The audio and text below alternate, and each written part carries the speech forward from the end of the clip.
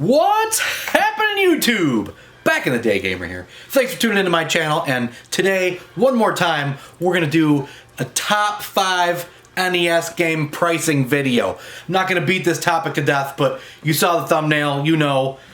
You'll be as surprised as I am to find out that you can still get NES games for under $10. And here's 5 good ones. So real quick, before we get started, if you're new to the channel or you haven't seen them, 2 videos back, I was requested to do a video on the most expensive Nintendo games, NES games, in my collection. And I thought it was fun, so I did it, and it was.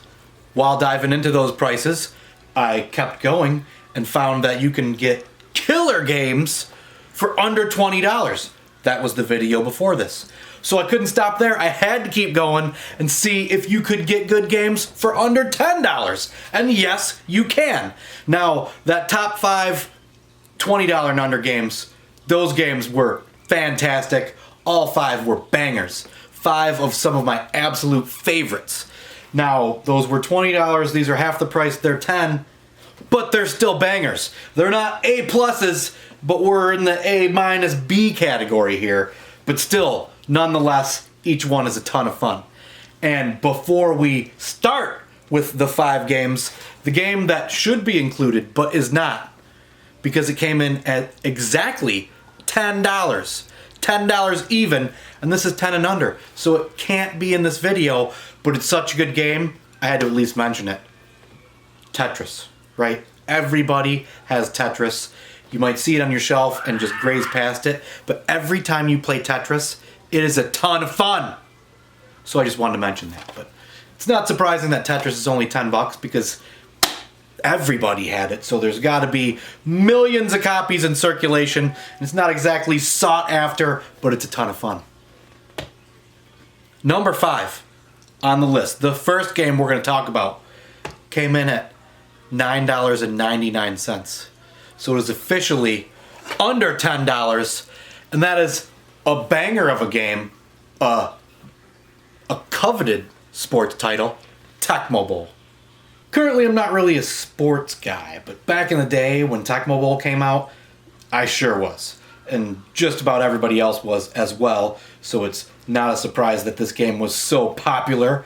But this was actually the first game, unless I'm mistaken, it was the first game that had your team with your favorite players. Yeah, you could play your favorite player, and that was groundbreaking at the time. It had accurate things like their numbers, you know, their skill level. Passing teams had more pass plays than run plays. You could pick actual plays, which was kind of a crazy thing back then. I mean, if you were playing a sports game, usually it was just kind of like grab the ball and run. But Techmobile allowed you to pick what play you wanted. There was only 4 to choose from, but that was still pretty cool back in the day. But most memorably in this game, it had the man, the myth, the legend, Bo Jackson.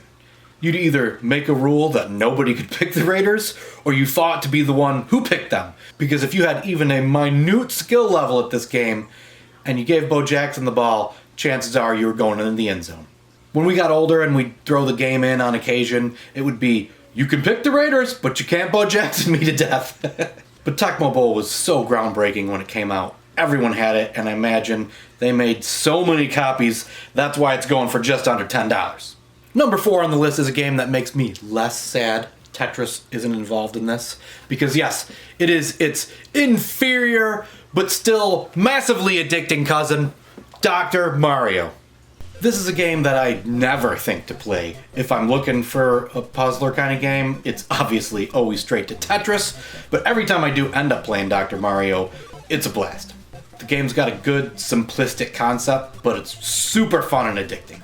It looks good, sounds good, plays well, controls are smooth, it's just addicting.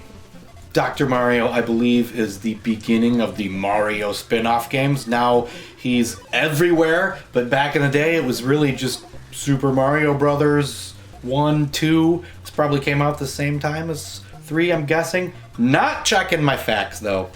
as with most games, Dr. Mario starts off pretty easy and then, eases into that difficulty level, which is good. Towards the end, it just requires near perfection. The final level, 20, when you start, you can't make more than 1, maybe 2 mistakes, or you're done for right off the bat. And aside from the music being good, it actually adds tension and increases the difficulty for sure. That's why I like to jam 80s rock while I play it.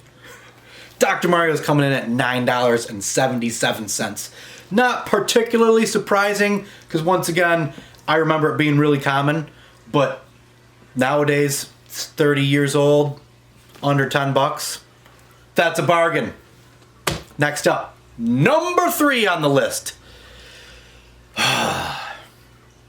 So frustrating. This game gets so frustrating. But it's under 10 bucks, and it's a banger. So we're going to talk about RC Pro-Am.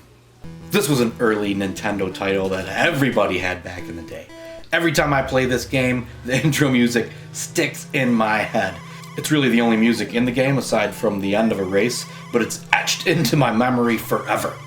This game has a yin-yang, good-evil balance of fun and frustration. The first few boards are simple and you ease into it, easy enough. Then not long into the game, the difficulty just ramps up. It becomes controller-smashingly frustrating, and just thinking about this game raises my blood pressure. I don't know if there's an end, or if it just loops, or if the orange cart AI just gets so fast that it isn't actually possible to even beat it. But I do know that for $8.99, you can't go wrong. Number 2 on the list. These aren't worst to best or anything. It's starting, we're going price in descending order. So the second cheapest game on this list is somewhat of a, it's not a hidden gem, but it's a game that is under $10.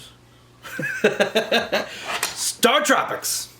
This is a fun underrated. Underrated was the word I was looking for there. It's Zelda clone-esque with lots of puzzle elements, much more than Zelda. I didn't super care for it back in the day, probably because of the puzzling aspect of the game. I remember playing it back in grade school and I wanted more platforming or run and gun, but as I got older, I really enjoy this game even more.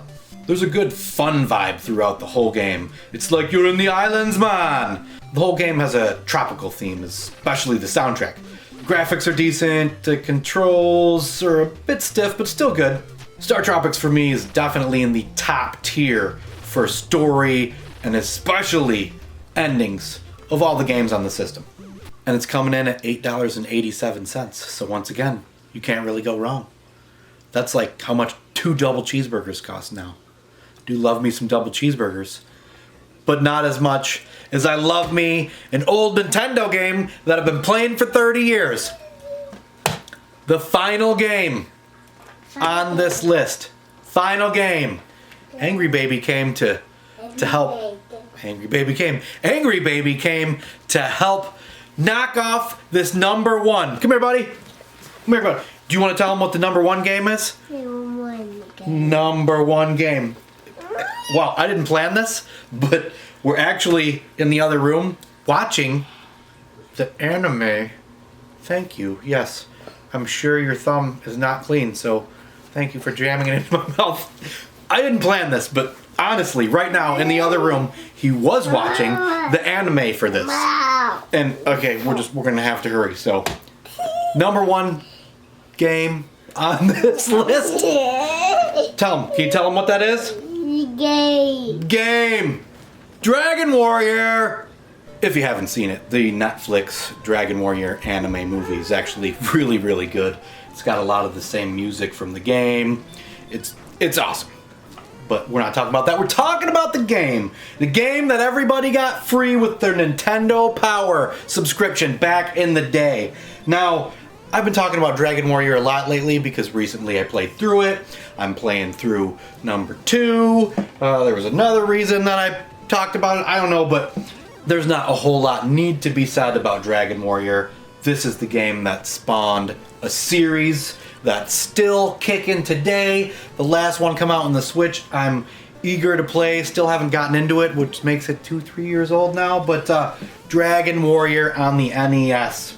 It's an early on, pretty roughish RPG. Now, this doesn't make for good discussion because most of you probably don't enjoy this game, and if you go back and play it now, you might not think it holds up well at all. But as I said before, I do. When I played through it, it held up much better than I remembered and expected, so I am excited about playing my way through the whole series. I'm almost done with 2 now. I have played through 8 on the PlayStation 2, and that is one of the top RPGs I've ever played through, earning a place in my top favorite games list. But Dragon Warrior 1, you might not like it and you might overlook it when you're going through your collection, but if you do not have it in your collection, you should add it for $8.24. So right there are 5 games under $10. Like I said, they're a little less epic than the 5 games under $20, but these are still 5 banging games. And at about $45, this stack of games would keep you amused for a long, long time. Now, I'm sorry, there will be no NES games under $5 video because I explored that possibility, and yes, there's some decent playable games under $5, but it doesn't warrant its own video. One thing I did find interesting was the cheapest game in the Nintendo Entertainment System library is, can you guess? You wouldn't guess. It's a crappy game, but I felt there was many, many crappier. But around just over $3, Anticipation is the cheapest game in the library. So there you have it. 5. Great. Good? No. Great. Great. Not the best, but 5 great Nintendo Entertainment System games for under $10. Cut. It's a wrap. Go play some games. Thanks for tuning into my channel. As always, like, comment, subscribe, all that jazz. And until next time, YouTube, keep it retro!